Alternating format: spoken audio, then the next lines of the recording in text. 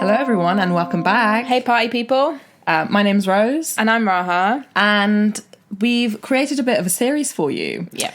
We're going to be talking about appearance over the next 4 episodes, starting with lockdown weight, which is going to be this episode. Because we've noticed a lot of talk online about people discussing body image and discussing, the weight that they've gained and how they're feeling about it. So we thought it was quite an important topic to discuss, but then realised that there's no way we can fit it all into one episode. Yeah. So there's just so much to talk about. It's going to be a bit of a deeper exploration of appearance, physical appearance, that. And we're going to be talking about a variety of different things. I think it was quite important for us to include culture in this, wasn't it? Oh, so without we're going to be talking yeah. a lot about mental health and culture throughout. Yeah. And social media throughout as well. I think that goes as part of culture. Oh. But, maybe not. So we've got loads to talk about and let's just get cracking. Yeah. What do you say? Definitely. Okay, so we wanted to start by defining body image because I think that's at the forefront of things. And body image can be described as the way that you see yourself in your mind, essentially. When you look at yourself in the mirror, what do you think about yourself? When you close your eyes and you imagine yourself, what comes up? A superstar. Okay. So body image, actually, this is probably a good opportunity to talk about that this might include some triggering content. Yeah. So see this as a trigger warning. We are going to be talking about mental health disorders and ways in which people cope and suffer, I suppose. And how poor body image can manifest and affect you. And we will be providing some resources and things in case anybody does want to access anything. But we thought we would, give a little disclaimer about that because it is a heavy topic. Yeah, and we wouldn't want to trigger you. So, as we said, this body image can lead to distorted thinking. So it's not always necessarily true. The way you see yourself does not necessarily have to be the same way that other people see you. Yeah. So sometimes our thinking can become disordered around the way that we look and the way that we appear. And some of the ways in which this manifests is anxiety, depression, but probably the most common one is eating disorders. Yeah. Within the eating disorder category, you've got anorexia, bulimia nervosa, and binge eating disorder, which I don't think is spoken about enough, actually. Yeah, that's true. I actually never hear about binge eating disorder, to be honest. But and there's actually other specified disorders as well, which are actually the most prevalent amongst all eating disorders, but they're the ones that, where people actually display symptoms of having a eating disorder, but they might not necessarily fit into one of the diagnostic criteria. Yeah. They don't tick all the boxes. Exactly, yeah. Like I said, that's actually the most prevalent one. The most common one, yeah. And actually, I want to take this opportunity as well to say that I don't necessarily agree with putting people into categories and boxes. I think, but I do think it helps you to understand yourself a bit better when you can see it and you acknowledge, it brings awareness to what you might be experiencing. So it's a tricky one. And I don't think that your diagnosis is then your identity. I think it's definitely something that, not, is often also not spoken about enough. So actually between 1.25 and 3.4 million people in the UK are affected by an eating disorder. Wow. 25% of those are men, but then statistics aren't always accurate. Some people don't report, obviously, having an eating disorder. And there's a lot of nuance. So men, boys, older people of colour specifically, like ethnic minorities, are way less likely to come forward and talk about this stuff. So the number might be much higher than we actually think it is. Yeah. But that's kind of like at the baseline. Do you know what I mean? Yeah, That's exactly. of what we know. But that's, it's a high number.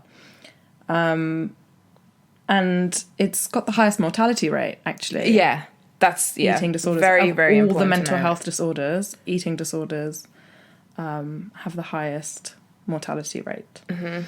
And then there are also other disorders that feed into body image. One that we've seen be on the rise over the last 20 years or so has been body dysmorphic disorder, or body dysmorphia. And within that, we now have a new kind of category called muscle dysmorphia. So it's when you think you're not lean enough or you don't have enough muscle. And yeah, all of these kind of are fueled by body image. Yeah. It's not been necessarily confirmed through research, but this is just an observation that we've made. We think that lockdown could be making it worse, right? Yeah. Or at least from what I've seen online. Yeah. People have been talking about their weight, whether it's through like memes or, you know, talking about how gutted they are that the gyms aren't open and just the weather, everything. People seem to be getting pretty down and out about either losing muscle or weight or putting weight on. Yeah. Whatever the case is. Yeah. And yeah, I definitely think that the lockdown situation generally is contributing to that. 100%. What about lockdown do you think it is that is making people feel like this? I think it's having a lot of time to sit and spend on social media. Yes. A lot of time sitting and reflecting on times that used to be maybe where you looked different then, and thinking, wow, like we've done this with not necessarily with our weight, but with tan, right? Yeah. Oh my God, I've done it with weight too. Jeez. Yeah, I was so skinny. Yeah. And yeah, I think there's a lot of time to do all of that, but also maybe for some people, they are in an environment with other people that make them feel triggered, you know, and make them fall back into old habits. I also think that it's like, at least for me, I felt like, okay, now I'm in lockdown, I officially have no excuse not to be doing this stuff. Yeah. To not be exercising and not be watching my weight. Do you know what I mean? Like before I could make an excuse and be like, oh, but I've got work, I've got uni, I've got this, that. Now I'm at home and I'm seeing people exercising every single day, and I'm like, I actually have no excuse. So I'm just a piece of poo. You said what? Oh my gosh. What? So you think it's people are putting more pressure on themselves because they've got more free time potentially? I basically just end up guilt tripping myself a lot of the time. Right. Yeah. Right. Whereas before you're like, oh, I'm busy. I could justify it quite easily, and now I can't, and I actually have to be confronted with the fact that I can't be asked. You're not a piece of poo. I know. Thanks. That's I suppose. And I think for a lot of people, either food is a form of comfort, you know, and as it should be, to some extent. And for a lot of people, it gives them a sense of control. Mm-hmm. You know, specifically with maybe eating disorders, it gives them a form of control over what's going on, you know, where they haven't got any control outside of... Because you might not necessarily experience having an eating disorder, but a lot of people also have distorted relationships with food generally. Yeah. And that can really, really affect their mental health. Definitely.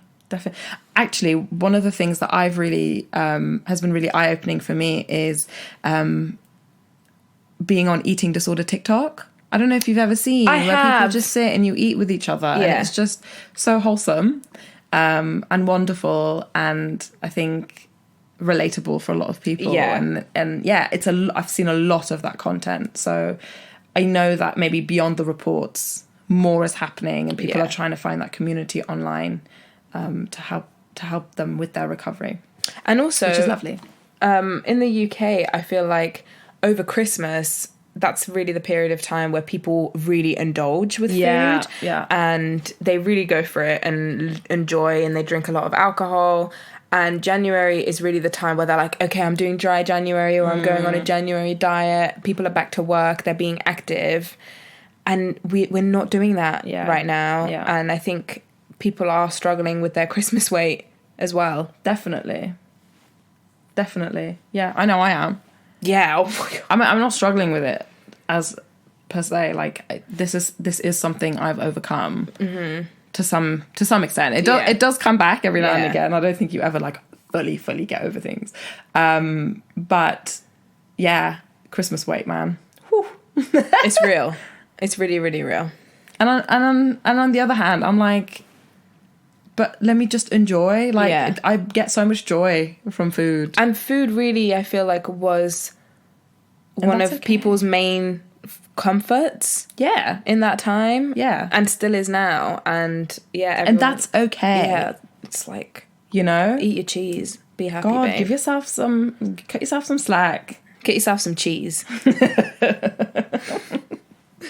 Says the ex-vegan. Yeah. So, actually, what else do you think contributes to lockdown weight blues? I think definitely, if it's not just your home environment and the lockdown situation generally, it's the media. Like, obviously, TV, magazines, like normal media that you're exposed to, but then social media is a completely different ball game. And it's been quite a funny transition to watch, hasn't it? Because I think we came up in the age of celebrity. Yeah. We're 90s babies, so we saw the effect that, like, the tabloids and all of that had, OK Magazine, all of that on society, and then how it moved to social media, because we had social media from when we were teenagers. So it's interesting because it went from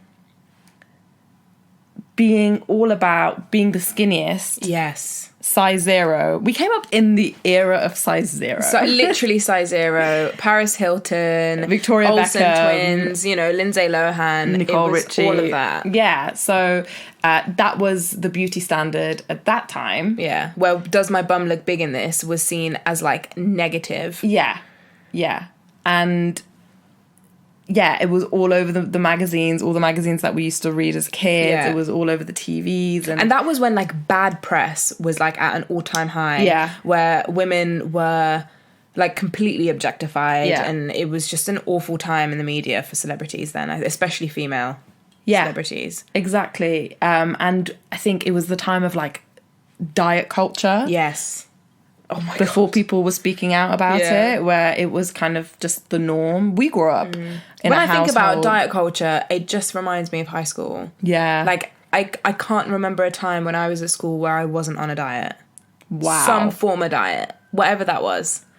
And that came from our home. Yeah. Didn't it? Well, no. Well, home initially, but then also, again, like the media that we just talked about. And then so the introduction of social media, all of that played a role in the way that I saw myself and the relationship I had with food. Like, just constantly dieting. I remember Mom always being on a diet, our auntie always being on a diet. Yeah. It was just you just do that, right? But it wasn't always in the most informed way. Oh no. And then off the back of that, of course, when it transitioned to social media, you had all the messed up diet pills and the detox teas and all the rest of it. Like, this is when it was still all really glorified because, we're not there anymore, but there was a period of time where this was just totally okay. And it does really have an effect on your body image. We can the vouch way for that you see yourself. And it's really interesting because when we were doing this, when we were researching this topic, we were looking at some celebrities who were suffering maybe with some eating disorders or body dysmorphic disorder, and we came across so many that we just didn't know. Yeah, and so many that I admired as a young girl and I wanted to look like so bad. Yeah. To then later find out that they actually dealt with... Yeah, they were really, really suffering. And the notion that their appearance is far more important than their mental health struggle, because these people have openly spoken about it. That's why we know. And that's never at the forefront of who we see, but we see them as what they look like. Yeah. that we value their appearance far more than we value their mental health, and how that is reflected back onto us. Yeah. It mirrors back. And not only their mental health, but their creativity and what they actually put out into the world. Yeah. That's still not as valuable as their a lot appearance. of them. And we've got some examples here, actually. With eating disorders, this one, I was really surprised. Taylor Swift spoke about it in her documentary. Yeah. Lady Gaga, Nicole Scherzinger. Yeah. Amy Winehouse. Nicole Scherzinger. Oh my God. The Pussycat Dolls were honestly my ideal body shape and everything. Yeah. Like, I used to look at Nicole Scherzinger and be like, that's exactly how I want to look. I remember I read in a magazine that Nicole Scherzinger said that there is no way she would ever touch Coca-Cola. Like, fizzy drinks, it's just absolutely not. And I swear, I was like, no fizzy drinks for me today. I was like, I'm not drinking fizzy drinks anymore. And I honestly just cold turkey just stopped drinking fizzy drinks because I wanted to look like Nicole Scherzinger, yeah. And also, at the time, she was like brown. Oh, I was literally about to say that. I'm thinking about it. She was the only brown skinned, like dark haired woman in the media, because the Kardashians hadn't made their come up then. No. And I was like, wow. And she was the main Pussycat doll. Yeah. And I'd be like, that's what I want to look like. Yeah. Another one which I found really interesting was Hilary Duff. And I found Hilary Duff interesting because I remember there was an episode of Lizzie McGuire where Miranda was acting up. She was like acting really strange, and they were like, hey, what's going on? And it turned out that she was dealing with an eating disorder. And I remember her saying, it's the only thing I've got control over in my life. Yeah. And that stuck with me, and I must have been about 12, no joke. So that was just like a wow for me. But of course, it's not just women. You've got Elton John. You've got Zayn from One Direction. No way. Suffered with an eating disorder. Yeah. Wow. Okay. And then, Jade from Little Mix, the Olsen twins, and Mel C. But then we moved on to body dysmorphic disorder. Kim Kardashian was the first one that popped up. Then you had Robert Pattinson, which I thought was really interesting. Yeah, I really didn't expect that. Yeah, he spoke about having anxiety and, suffering with body dysmorphia before, like, hitting red carpets and stuff. Wow, okay. Yeah. These are just speculations, but Michael Jackson and Marilyn Monroe. Lil' Kim, really obvious one. Yeah. Uma Thurman, Lily Allen, and Miley Cyrus. Okay. So the point of this was essentially to kind of show you that, we looked up to a lot of these people and wanted to look like them, and we base our ideal body shape around theirs, but they're battling mental health issues. It's causing them to suffer, and it's wild that they essentially uphold this standard of beauty that everyone is trying to achieve, and actually they're the ones who are really struggling and really suffering at the back end of that. It's just... Definitely. I mean, like, do you remember growing up and you had all these magazines and it was like taking photos of them on the beach from the worst angle and all the cellular. I mean, I don't know if that's still around, to be fair. I'm saying back in the day that might still be a thing. I don't buy magazines. But I also anymore. feel like back in the day it was way more common to buy those magazines, and that was, people's main form of, like, interaction with the media. Does that make sense? Like, it wasn't... If you would go to the shop, you'd get a newspaper and you'd get, like, an OK magazine. Do you know what I mean? Social media wasn't a thing. So that was the only exposure people had to celebrities. And pop culture. Yeah.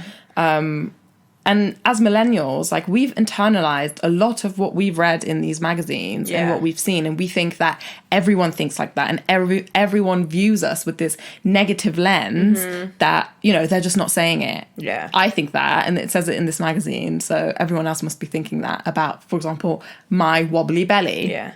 I remember feeling like I remember looking at those magazines and seeing, like, the arrows pointing to, like, Charlotte Church's cellulite or her back rolls or whatever. And just thinking, oh my God, sitting in class at, as young as 7, 8 years old. Wow. And being like, oh my God, my back rolls. Are they showing through my shirt? Back rolls? Back rolls. I was a child. Yeah. When I think about how young I was, and when my, anxiety about my weight and just my self-consciousness started appearing, it's like, so young. that's shocking, actually. Yeah, I'm just thinking about a story, a memory, more like that. I've told you before, but I want to tell all y'all. I remember distinctly, I was 9 years old, right? And at 9 years old, like, I had Usher posters on my wall. At this point, I was like, loved Beyonce, was really into like watching music videos and stuff like that. Anyway, I had the cutest little crop top, really just super cute. And I'd been saving it to wear on a special occasion, and I was going to wear it as like with my belly out, as you do. So I put it on, put on my cute skirt, and I went and looked in the mirror, and I was like, oh, I've got a really big belly. Like, I'd never noticed until that moment. I remember distinctly, I was like, why have I never looked at the way my stomach looks before? Why did I think I had a flat stomach? Wow. And it was just so doughy. I was like, it was like the shock of my life. I was so shocked. Not upset. Not upset about it at all. Just pure shocked. I couldn't believe it. Oh my God. But yeah, so what I'm assuming that I think media had its effect on me at that point, Yeah. And there are actually some studies that show the effect of television and media on mental health, specifically the Fiji study, which is something that you did when you were studying. I did the study. I went to Fiji, conducted it. No. Yeah, I came across the study. I might have this might have been when I was like doing it for GCSE, but I thought this was so interesting that do you want to tell them? No, you tell them. In the mid-90s, television was basically introduced to Fiji, the island, and they basically studied a certain society in Fiji, and I think it was 5 years before they introduced television, and then they did the study again after the introduction of television. And I don't know, like, this is in the 90s, by the way. Yeah, and because of like westernized ideas and all the stuff that they were being shown on TV and the media, eating disorders actually started. Like, they had never actually had eating disorders. They had one recorded case previous. Wow, okay. Just one recorded case in this community, essentially. And yeah, after the introduction of television, it just skyrocketed, yeah. Essentially. Among Fijian women, actually, I think that's quite important to say as well. And with the prevalence of television and more westernized ideas, rates of body dissatisfaction, dieting, desire to lose weight, and the thin ideal, the skinny ideal internalized, had become kind of like the norm, and bulimic behaviors had become more widespread across the whole island. Yeah. So that was quite an important study that we wanted to mention because that's just the introduction of television alone. Yeah. And it's amazing because there was a time where television wasn't a thing and they could literally like measure this, this direct impact. Whereas I think as time has gone on and technology has become more widespread and there are more correlations. Do you know what I mean? It's become a bit more complex. Yeah, for sure. It's not so... not so straightforward anymore. But yeah, moving on to social media, which is, the new norm. It's integrated into our lives. It's part of culture. Yeah. And the way in which it, what's the word I'm looking for? It escalates. Amplifies? Increases? Yeah, either way, it really affects body image. Yeah.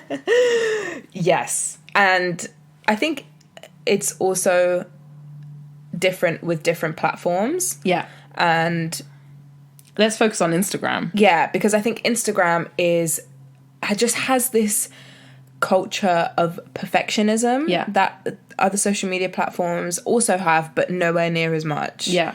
Where Instagram is just full of influencers, Fitspo accounts and all kinds of stuff that, lead people to compare themselves to others. And yeah, it can be very, very triggering to people who are already dealing with definitely. But it can also cause these distorted ideas of thinking. Yeah. You start to develop insecurities about things that you might not have been insecure about before. As trends change, I know for a fact that I've become insecure about different parts of me throughout the ages. Yeah, definitely. And weight is one of them. It's not the trend to be size 0 anymore. No, it's the trend to be thick. But we're going to go deeper into that conversation next episode. Yeah. But yeah, so one of the ways in which I think we feed into what social media is already doing, so we're making it kind of worse for ourselves, we're making a bad situation worse for ourselves, is through the use of, the Photoshops, the filters. I honestly think filters are so dangerous. Yeah. And and the thing is, I see celebrities using them and making their own filters to look like them. Yeah. And it's just so harmful to young people. Young minds. Yeah, young minds. Because even when I've used them, I'm like, is this Angelina Jolie? It's when you click off it. That's literally what I was about to... Like, it's Angelina Jolie. I'm like, I look amazing. The second I hit that X, I'm like... Potato. And not just like a normal potato, but like a terrible potato. I'm like, this is awful. I look awful. And what you're doing is you're literally just practicing self-criticism and negative self-talk. Like... Yeah. But of course your mind is going to respond in that way because that is what's happening. But you're just amplifying that. You're making it... You're practicing that, so you're strengthening that side of yourself. Very rarely do you take loads of photos or selfies or whatever and you're like, I look absolutely phenomenal in all of these. It takes about 100 to get a couple of good ones, right? I think it's really interesting as well how the filters all kind of adhere to one aesthetic specifically, and they all have like the cheekbones and the big lips and the tiny button nose and the, like... The eyes are like fox eyes and so it's like everyone is working towards that particular aesthetic and everyone then ends up looking the same, whether people end up taking it one step further and actually getting fillers and surgery and whatever to look like that. Everyone then ends up looking the same. And the thing is, right, I don't actively judge people when they're using it. Like, I don't think, oh my God, you're using a filter. Like, ugh. Like, absolutely not. No. And I don't judge people for, like, I don't think people shouldn't use them or anything like that. But I do think we need to acknowledge that it does feed into harmful ways of thinking about yourself. Yeah, exactly. Gotta be mindful. And especially with Fitspo, which you mentioned earlier. Yeah. And the way in which, angles, lighting, all of that helps to create this ideal version of yourself. And then people, like, when you're posting that, why are you posting that? People want to show their achievements, which I think they're more than allowed to do. Yeah, but at the same time, there is a whole group of people who are just crumbling inside at the sight of not looking like that. Exactly. And I think Fitspo and body dysmorphia, I think there's a link between that as well. Yeah. Well, there's a lot of Fitspo accounts that acknowledge that as well, and they're quite open when they have, eating disorders. And I see a lot of this as well with Fitspo accounts where they, take a photo of them, like, breathing out, and then once they're, like, they suck in their stomach to show that it's not always real. I just don't understand, and maybe I'm just like and being, maybe I'm wrong about this, but I don't get the point in that, because you're still posting the sucked in photos as your general aesthetic, but you will just post the other one of your roles and whatnot another time to be like, no, this is what I actually look like. You're like, why are you posting those in the first place? But then I'm like, then why are you flexing all the time? Because it's their brand, isn't it? People have created brands on social media, and that's the other thing. That you have to be marketable in order to sell your product if you're running your own business. So it's where all of this overlaps and becomes really complicated, because people need to pay their bills. That's and they need so to live. true. So if they know that those kind of flexi photos are going to make them more money, they're going to do that. But like we said, it does have harmful consequences in some instances. I know. Some people don't care. Some people see it for what it is, you know. But I think it's easy to just get lost. Like, you don't want to always think critically about what you're seeing. And because it's such a quick thing to scroll through, I think subconsciously you're taking in far more, unconsciously you're taking in far more than you might realize. Yeah, definitely.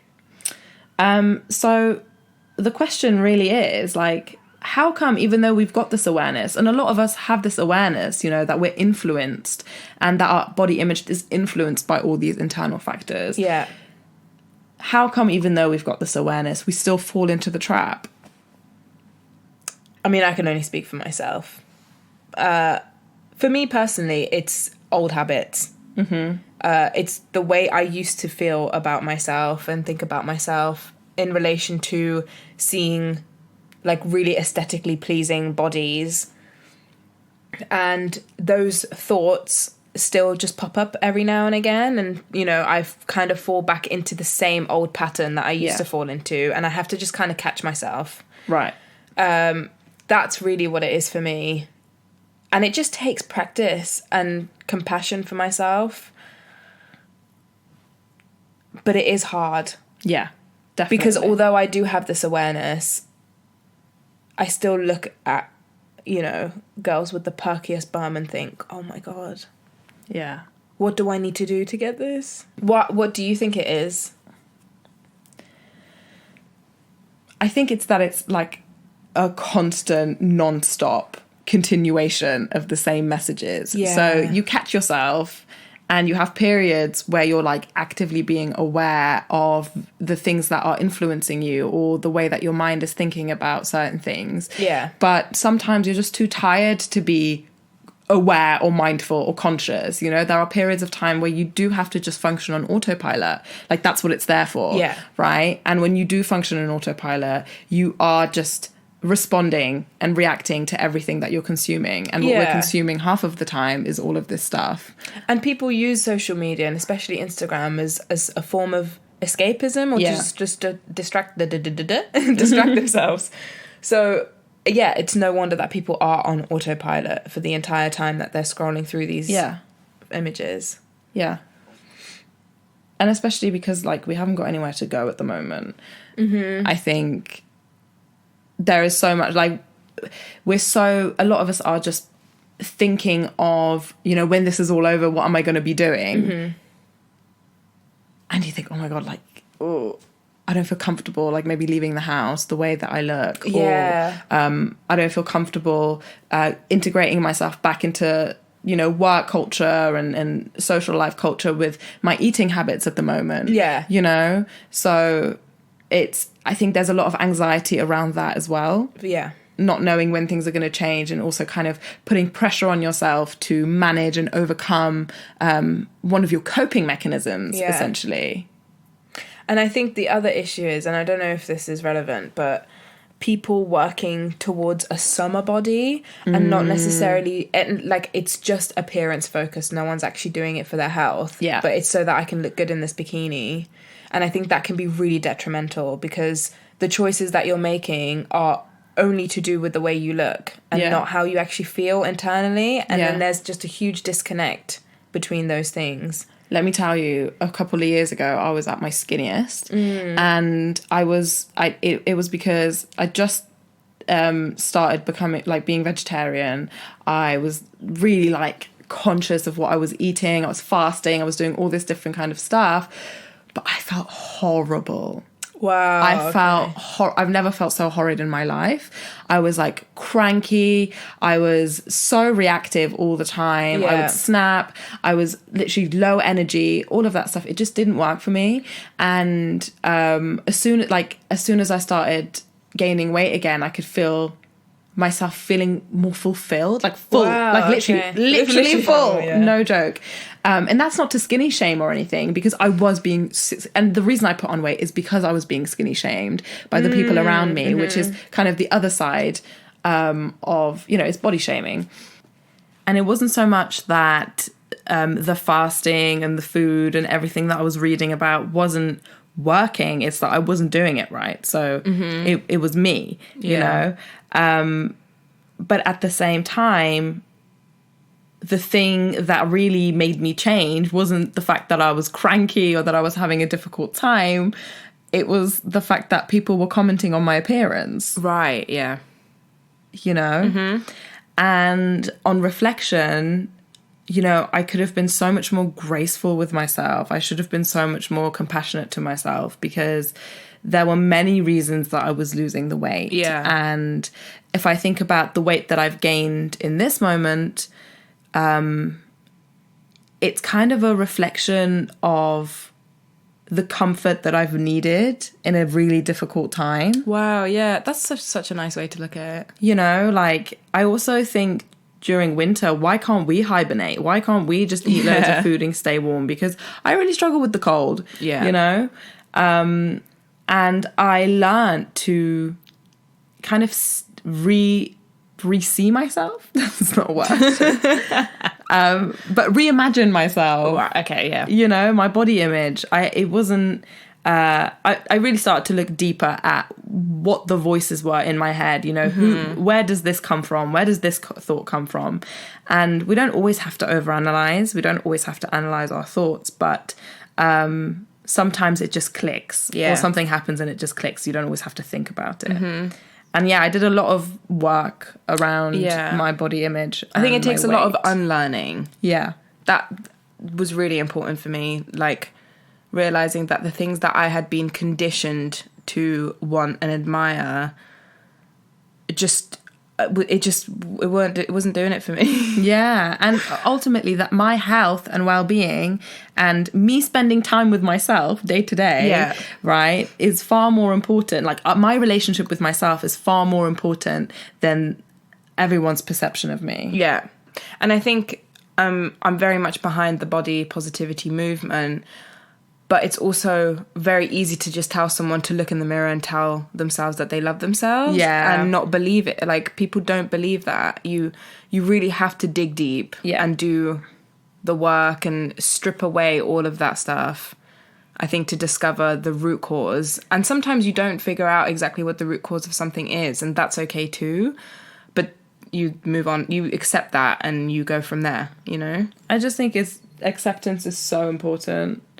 Accepting the context around what's going on for you right now. So not just the fact that I always do this, I always do this behavior, but really looking at the year that we've all had and what that means, like what that's meant for us, for the way that we move, the way that we see things, the way that we experience things, the way that we're stimulated, going from being super overstimulated to having so much of it stripped away from us. Yeah. And what are we using to replace this stimulation that we crave?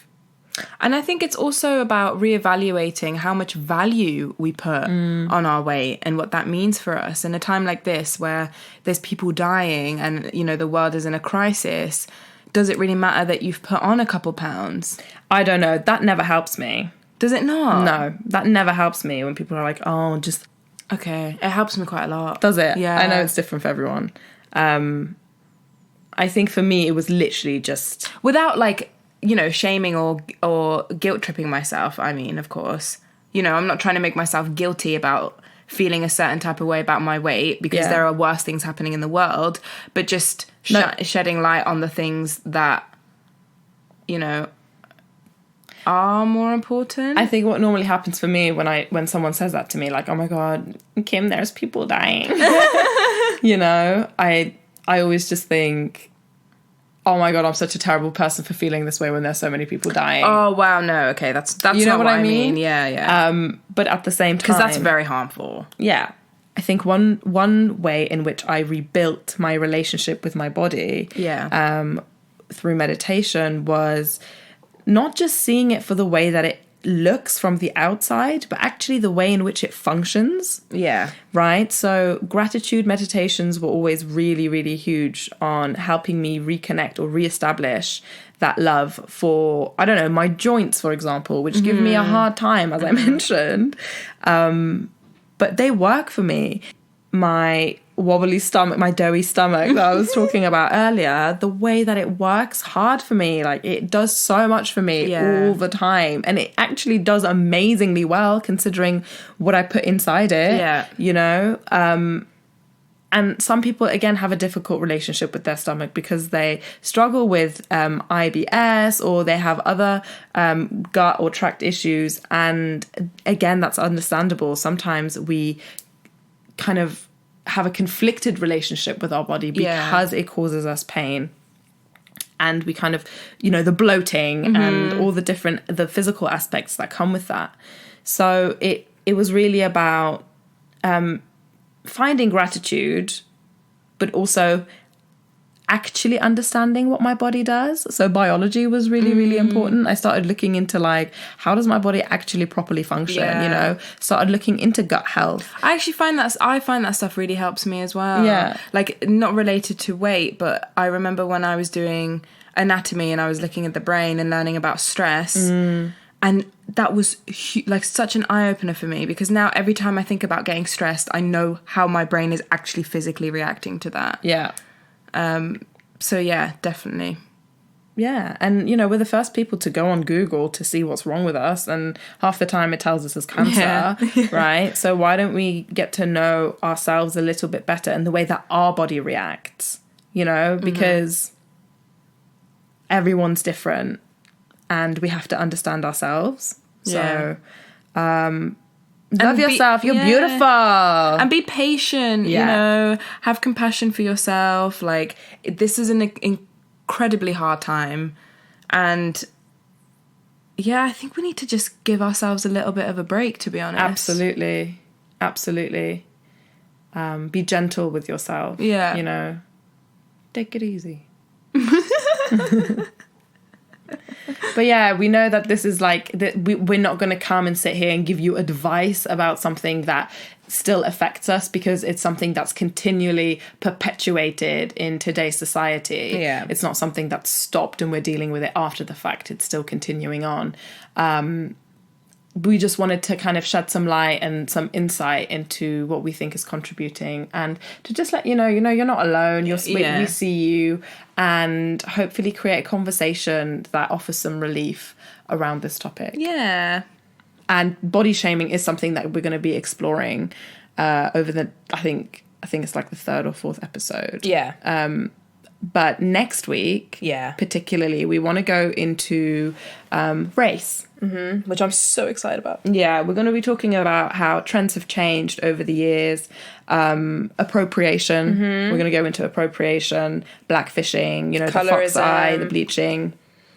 And we're going to talk about our personal experiences and ways in which systemically we're just not progressing. So the ways in which your university specifically feeds into this. We're going to be talking about culture, colorism within the Iranian community, and the global impact of westernization. And what that means for, people's beauty standards and the way that they feel about themselves, like globally. Yeah. So, yeah. And just, how what's happened over the last 20 years or so. Just a reflection, Yeah. And a discussion and an exploration.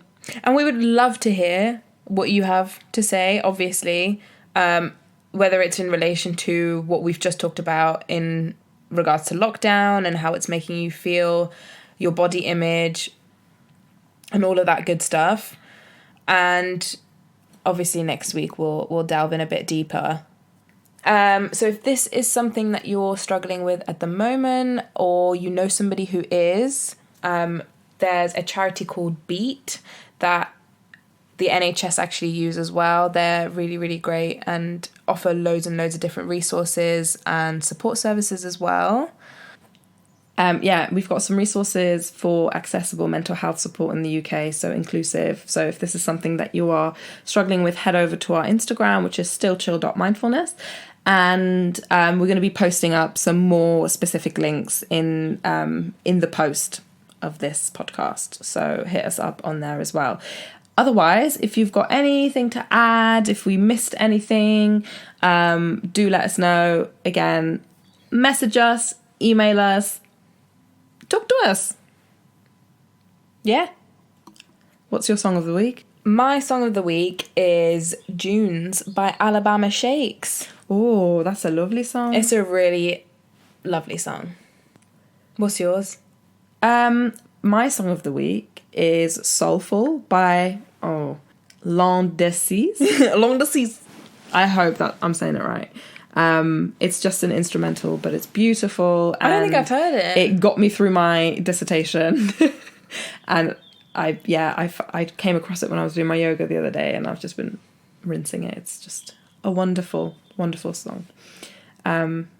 Nice. And we've been adding your songs to the Still Chill playlist. So please, please, please let us know your song of the week so we can add a couple more tunes in there.